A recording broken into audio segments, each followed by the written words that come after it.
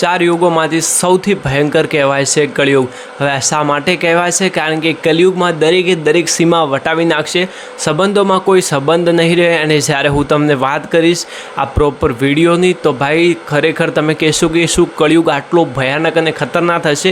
તો સૌથી પહેલાં તો વિડીયોને લાઈક ઇવન ચેનલને સબસ્ક્રાઈબ કરવાનું ભૂલતા નહીં। તો જો સૌથી પહેલાં આપણે વાત કરીએ કળિયુગની, તો કળિયુગને અત્યારે લગભગ 5100 જેવા મતલબ 5100 વર્ષ જેટલા વીત્યા હશે। અને કળિયુગની કુલ આયુની વાત કરીએ તો 4,32,000 વર્ષ બાકી છે અને ત્યાર પછી આવશે કળિયુગ। પરંતુ આ વચગાળાની સમયની વાત કરીએ કે જ્યારે કળિયુગનો અંત નજીક હશે ત્યારે શું શું થશે એન્ડ આપણને શું શું જોવા મળશે।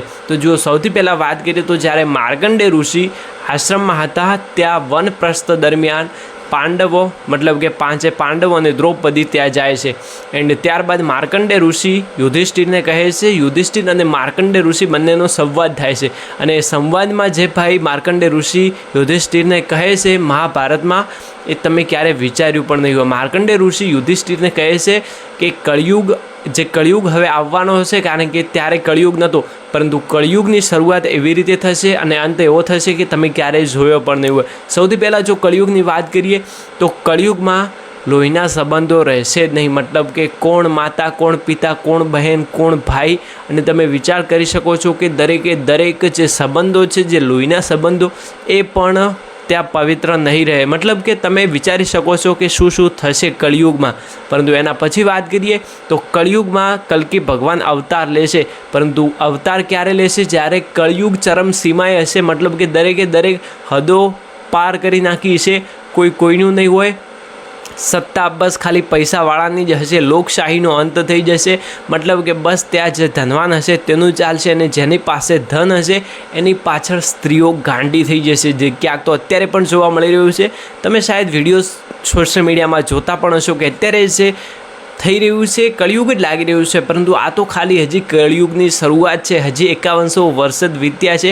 તો તમે વિચાર કરી શકો છો કે હજી તો શું થશે આગળ, જોવાનું આપણે શું શું બાકી છે, જે આપણે ખરેખર આપણે તો આ દુનિયામાં હોઈશું પણ નહીં, હું નહીં હોઉં, તમે પણ નહીં હો, પરંતુ જે આવનારી પેઢી છે એ ખરેખર આ જોશે। અને ત્યારબાદ જો વાત કરીએ તો જ્યારે ઋષિએ યુધિષ્ઠિરને કહે છે કે ગાય નાની થઈ જશે, મતલબ કે ગાય અને પુરુષ બંને સમાન કદના થઈ જશે અને પુરુષ ખાલી ને ખાલી 20 વર્ષ જ જીવશે, મતલબ કે પુરુષનું આયુષ્ય ફક્ત ને ફક્ત 15 થી 20 વર્ષનું થઈ જશે, જે અત્યારે 70 થી 80 વર્ષ સુધી આપણે જીવીએ છીએ। ત્યાં ખાલી ને ખાલી જે પુરુષ ઇવન તો સ્ત્રી, મતલબ કે દરેકે દરેક માણસનું કદ ખાલી ને ખાલી એક સાવરણા જેટલું થઈ જશે, મતલબ કે તમે વિચારી શકો છો કે ગાય અને જે આ માણસ બંનેનું કદ બહુ જ નાનું થઈ જશે। ઇવન તો ગાય અને બકરી જેવા પ્રાણીઓ દૂધ આપવાનું પણ સદંતર બંધ કરી દેશે। ત્યારબાદ જો વાત કરીએ તો દરેકે દરેક સૃષ્ટિનો નાશ થશે, મતલબ કે જે અત્યારે આપણને ઝાડ ઇવન તો જે અત્યારે બહુ વધારે અનાજ મળી રહ્યું છે એ કળિયુગમાં હોય જ નહીં, ખાલી ને ખાલી મોટા જે રાજા મહારાજાઓ હશે એમની પાસેથી જ મળશે, મતલબ કે મોટા નેતાઓ ધનવાન હશે એમની પાસેથી જ અનાજ મળશે, બાકી જે ગરીબ પ્રજા છે ગરીબ પ્રજા મરી જશે, કારણ કે એટલો લોભ ક્રોધ ભાઈ કોઈનું હશે જ નહીં, જે કળિયુગમાં જોવા મળશે ક્યાંય જોવા નહીં મળે। 3 યુગમાં જે જોવા નથી મળ્યું એ કળિયુગ ચોથા યુગમાં આપણને જોવા મળશે। તો જ્યારે માર્કંડેય ઋષિ યુધિષ્ઠિરને કહે છે કે કોઈનું નહીં હોય, લોહીના સંબંધો પણ પવિત્ર નહીં રહે, અને સાથે સાથે યુધિષ્ઠિરને માર્કંડેય ઋષિ એવું પણ કહે છે કે અત્યારે જે યુગ છે એ યુગ જેવો તો બીજો કોઈ યુગ છે જ નહીં, પરંતુ કળિયુગમાં જે જોવા મળશે તમે ક્યારેય વિચાર પણ નહીં કર્યો હોય। કળિયુગમાં એવું જોવા મળશે કે જ્યારે એક બાજુ પોતાના પિતાની લાશ પડી છે ત્યારે બીજી બાજુ દીકરાઓ હસતા હશે, આવું પણ કળિયુગમાં જોવા મળશે।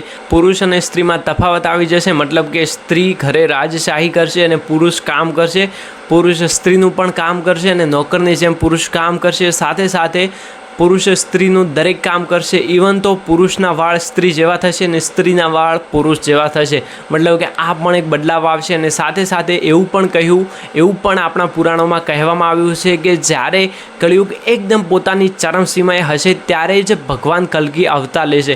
અને ભગવાન કલ્કીના અવતારની વાત કરીએ તો એવું પણ કહેવામાં આવી રહ્યું છે કે સંભાલા નામના ગામમાં વિષ્ણુયશ નામના બ્રાહ્મણના ત્યાં જન્મ લેશે કલ્કી, અને જ્યારે કલ્કી જન્મ લેશે ત્યારે તેઓ પરશુરામ પાસેથી વિદ્યાનું જ્ઞાન પણ લેશે.